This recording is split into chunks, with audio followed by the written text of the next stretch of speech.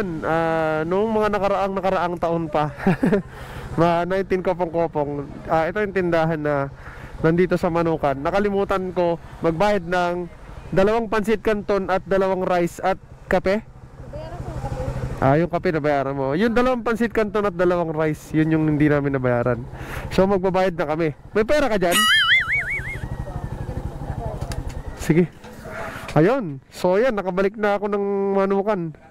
Magbabayad na kami. Ate? Magbabayad lang po ako ng utang. Kasi hindi kami nakabayad na karaang taon eh. Nakaalista kami. Kinain namin 2 canton na malaki.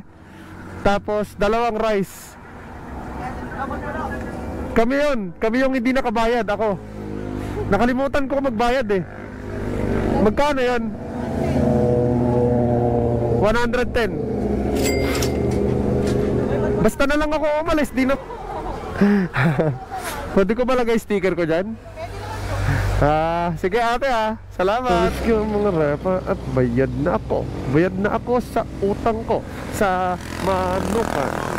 So clear na tayo. Let's go. Ligo tayo Anya Falls. Ride safe sa lahat mga tropa. Alright.